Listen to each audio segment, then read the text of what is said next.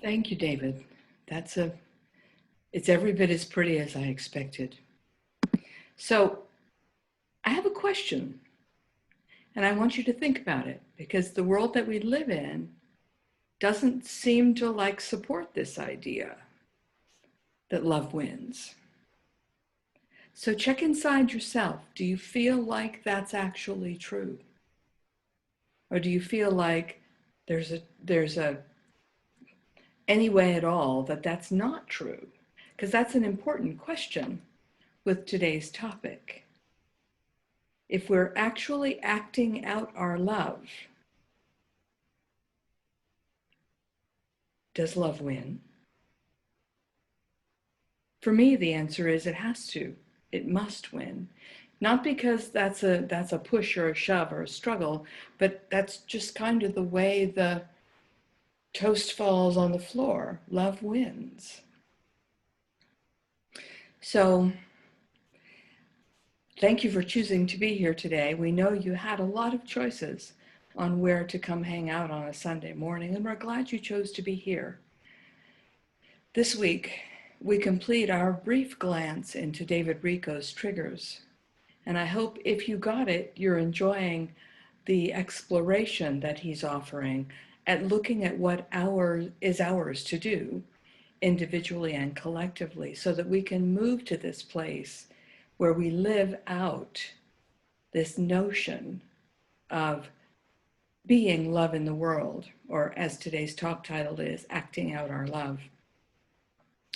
We got to see such a brilliant example of this in the life and legacy of Representative John Lewis, who just recently left his human form. He said, "Do not get lost in the sea of despair. Be hopeful, be optimistic. Our struggle is not the struggle of a day, a week, a month, or a year. It is the struggle of a lifetime.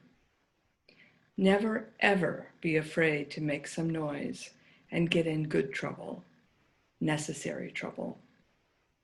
And I expect, like you, or like me, you have been looking at his lifetime in these last couple of weeks. He was born the third son of sharecroppers in rural Alabama. At 21, he protested against segregation on public transportation as part of the 1961 Freedom Rides. 2 years later, he spoke at the March on Washington, along with Martin Luther King Jr. and other civil rights leaders. And in 1965, I talked about this last week, he was beaten unconscious by police while leading the march from Selma to Montgomery on what was known as Bloody Sunday. That event changed the civil rights movement. And during that period of time, and in his many decades of service, public service thereafter, Lewis met the resistance, contempt, and violence against his activism. And he never strayed from nonviolence and love. There's a challenge for us all, right? He often spoke about seeing the humanity in everyone, even those who were attacking, beating, or spitting on him. He said, "There comes a time where you have to be prepared to literally put your physical body in the way, to go against something evil and unjust, and you prepare to suffer the consequences. But whatever you do, whatever your response is, make sure you stay with love and kindness and hold on to that sense of faith." So there's our person to hold up and say, if he could do it, I can do it too. And so in David Richo's book, he closes by talking about triggers in relationships, how we can productively meet our friends and partners and work through those triggers. He also wrote about it at the end of the book, some spiritual resources that we all have access to so that we can actually act in love. Anyone can choose to live an untriggered life if they never ever interact with anybody else.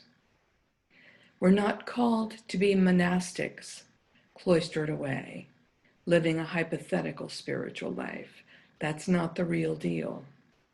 We have chosen to be here in the world, living our spirituality, our spiritual essence, which is love, by the way, in case you've forgotten, the best we know how, and continuing to work with what we have and what we know, and continuing to work towards being that loving presence more and more and more often.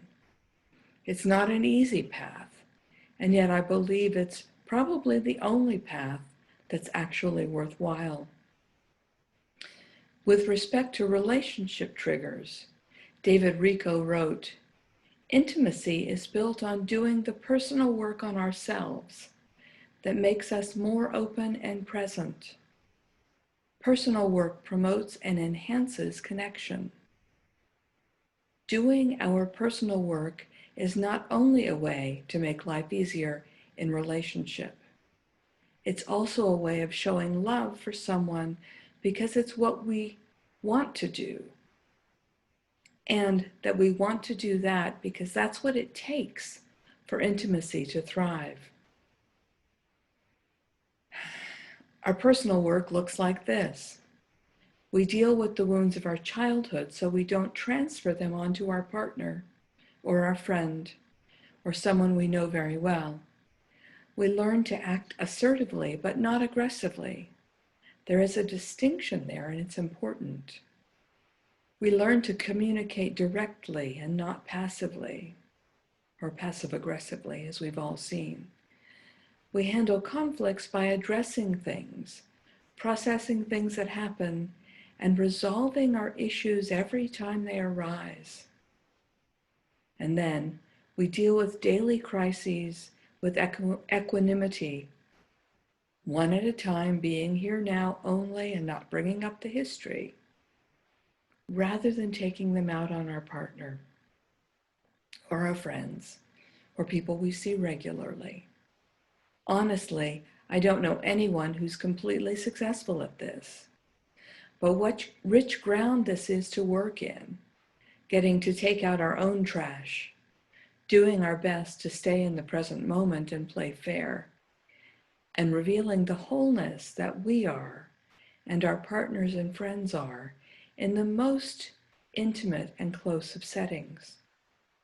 So how do we remember to live as love when our experience in the world doesn't even remotely look like that?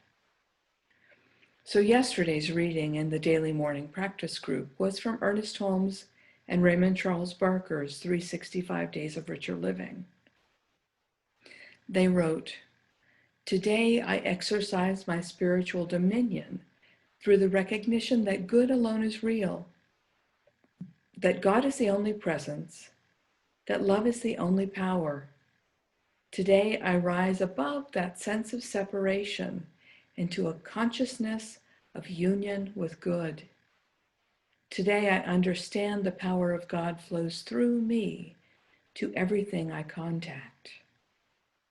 I think John Lewis knew that, and he lived in that space, perhaps better than almost anyone else who has been on the planet recently. And so, once again, he serves as a fabulous role model for us all. Some of you may remember Victoria Castle's book, The Trance of Scarcity, that we have used several times over the years in our community book studies. She created a meditation early in the book called The Circle. It's very sweet and very powerful. I'll see if I can record it to our YouTube channel sometime this week so you can hear it and experience it if you don't have the book yourself. The essence of the meditation is that there is a great circle that encompasses all living things, and every single one of us already has a place reserved for us inside that circle.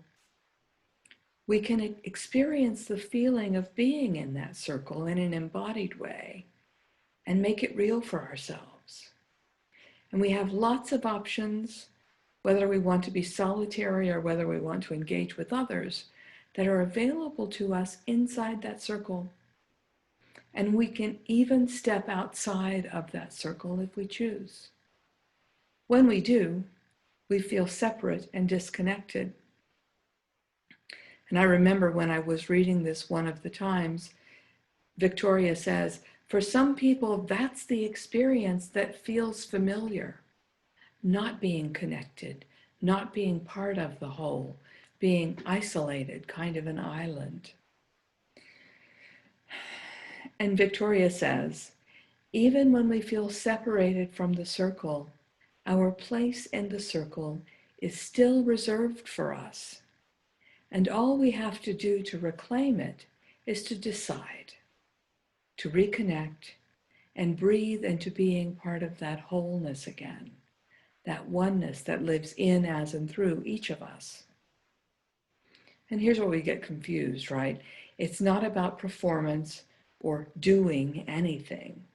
It's about the decision to be love, to show up as love, and to allow the giving and receiving of love to be part of our daily experience. Victoria also has a series of 5 recently uploaded YouTube videos that remind us about the wisdom and necessity of living a grounded, centered, and intentional life, and not continuing to live the reactive life of the squirrel that is pulled this way and that by whatever is happening in the moment or in the world or showing up on all of our various feeds. We can be a squirrel and live a distracted life, but it doesn't serve us to live that way because we're not able to be who we are. We're just being pulled by the winds and the tides and the noise. We can be present to those experiences without being dragged. So you might want to look at Victoria's videos if being pulled off your center happens easily for you. She's an amazing, incredible somatic coach, pushing our attention always back to the experience we have in our bodies and not just living in our heads. And there's no difference between trying to live isolated on a mountaintop and living in our heads because we're not in life's experience. It's not life. It's not really love. It's just a mind game we play with ourselves and an avoidance of engaging in life and love on purpose. I keep thinking about an old movie called The Razor's Edge that was based on a Somerset Maugham novel written in the 40s that was remade in 1984, starring Bill Murray in a dramatic role. It got panned at the theaters because people don't expect Bill Murray to be dramatic. They expect him to be funny. We've shown it a couple of times in spiritual cinema over the years. His character comes back from the war, disillusioned and unable to fit in. So he sets out to discover himself, to reclaim himself. And he goes on a walkabout. He works in a coal mine for a while and is given a copy of the Bhagavad Gita, a sacred Hindu scripture, by another coal miner. And he's transfixed by this sacred writing from a different culture. So he ends up in Paris, and he has some adventures, and eventually he joins a monastery and studies with the guru there. And he goes up to a mountaintop to do a silent meditation, and he comes to the realization that life is meant to be lived in town, not hidden away from. And I expect, since the movie's been out a long time, that you can probably find it online if you wish to see it for yourself. We get to decide how to live and how to love and how to practice it every single day of our lives. So I want to close. I realize this is a little early, but I want to close with a bit of a long blessing from a Jewish teacher by the name of Ben David. He wrote, "In my old age, I am discovering love, not romantic love. I found the love of my life 40 years ago. I'm finally discovering what it means for me to say, I love you. Is saying I love you more about the I or the you? For way too many years, my saying I love you was much more about my experience, the I love part. It was about the emotional vulnerability and the adrenaline rush. Saying I love you was exciting, raw, and daring. I know how I felt when those words broke through. Even when I love you was just the closing of a phone conversation, I loved the emotional connection I had with somebody else. What if saying I love you is more about the you than the I? What if saying I love you is my acknowledging something uniquely special about you and not about how I feel? What if saying I love you was a code expressing an idea? There is something infinitely priceless about you, something unconditional and unwavering. To paraphrase the poet Hafiz, you have been invited by God to dance at this world's party. It is a very selective dance list. Yes, of course, everyone has a soul worth loving. That's not what I mean now. What I am discovering now is not so much a general love for everyone, being created in the image of God and all, but more of a particular and granular form of love. Not so much looking at the beach as seeing each individual grain of sand. It's not about having a soul. It's about having a completely different soul than anyone else. Rav Kook wrote, "At the core of every soul, there is a shoresh haneshama, soul root or soul essence, a unique quintessential kernel of each soul, which hopefully will grow and find expression in this world. Everyone has a different soul root." Soul essence is the soulful equivalent of a fingerprint.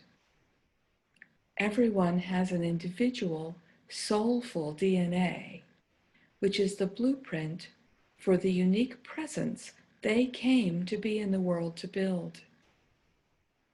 It's not just that everyone has a soul worthy of love.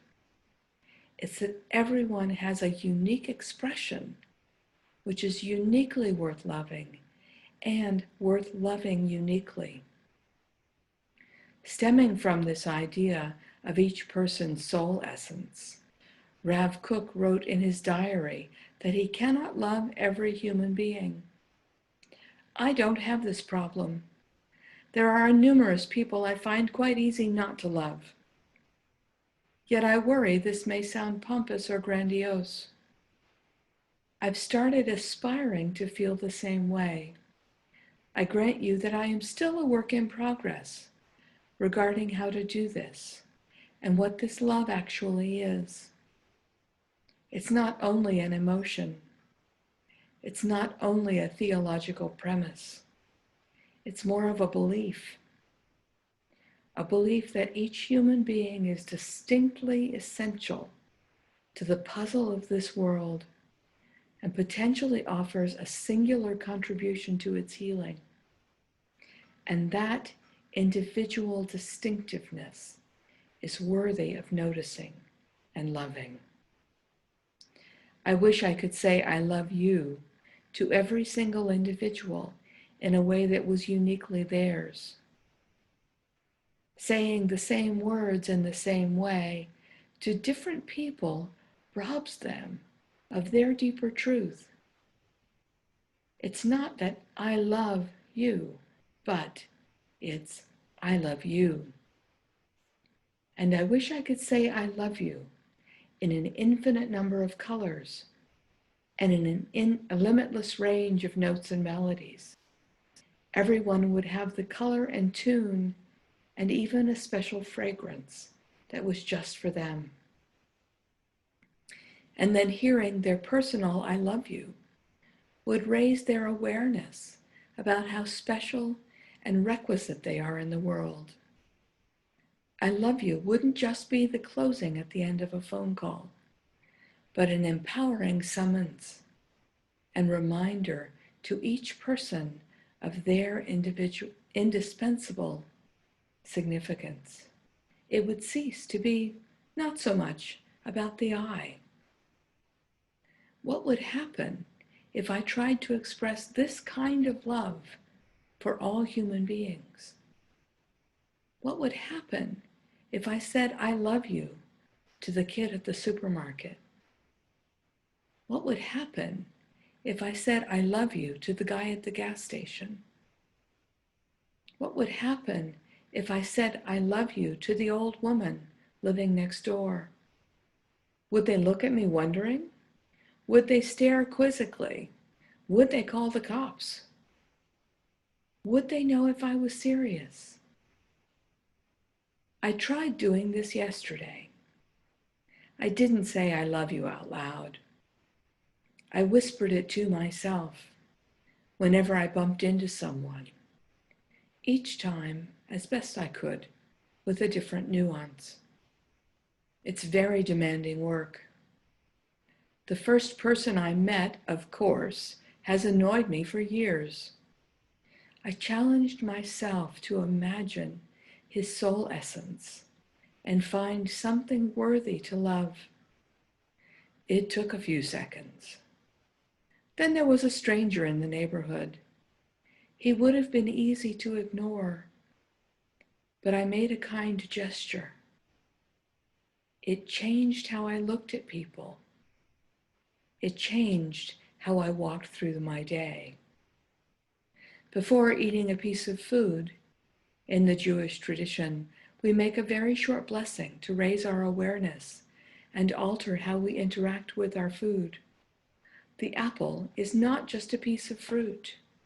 We say, Borei Peri Ha'ez, creator of the fruit of the earth, reminding us that this apple is a direct descendant from the creation of the world. We take a few seconds to appreciate all that transpired, planting, harvesting, transporting, for me to meet this apple. In just a few moments, we transform the experience. It becomes a holy encounter. This is what I'm trying to do now with my relationships. Imitating the saying of a blessing, I say to myself, I love you. You have a soul essence that is priceless and vital to this world. Before I interact, like a blessing, it only takes a second or two. These are not easy days we're going through. Big issues evoke a lot of anger and dissension. Small issues provoke complaining and quibbling. What might happen if we said a short blessing? I love you. You have a soul essence that is vital to this world. Before we engaged in the conflict, we could all use a lot more love. My little blessing takes only a few seconds. So far, it helps me to discover a new awareness of love. And sometimes I even say it to myself. So what would happen in your world if you actually were able to live in that space of being in love, being the presence of love, regardless of, like Shelley did in the meditation this morning, whether it was someone you held dear or someone that you were neutral about or somebody you really just as soon not see. What would happen if you took that moment to be able to say, no, you're special, you're unique, you're of value, I love you. Figure that out for yourself. Do that. Bless yourself and bless us all. Thank you. So now I want to roll into the prayer. And the way we pray around here is affirmatively.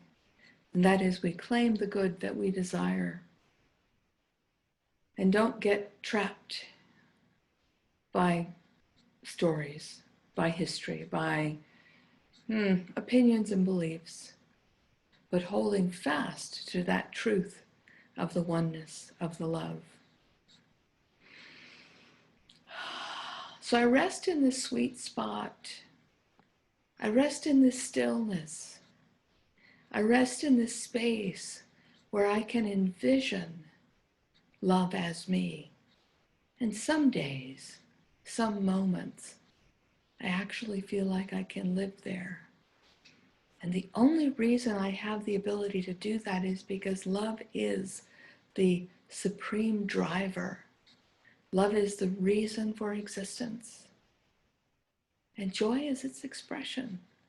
So the divine created the world for joy, for love, for peace, for power, for presence. And I get to live as that. And as I get to, so does everyone else.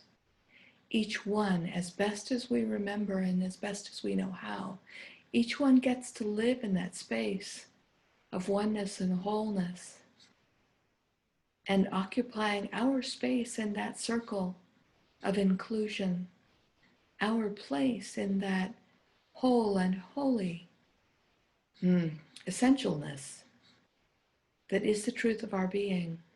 So I claim that for myself, and I claim that for each one, knowing that we can have more of this experience of who we are. We just have to decide and engage and embody and enact and live from that space. And even if I forget sometimes, and even if it seems terribly difficult, that doesn't change the essential truth. God is love, love is God, and that spirit lives as each one. So I bless this awareness, and I feel it fill me up to overflowing.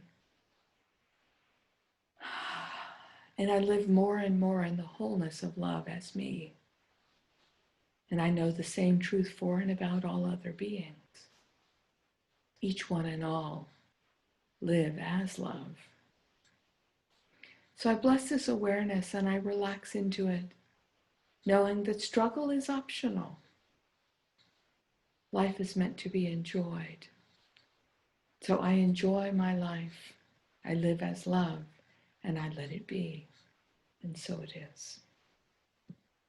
So it is.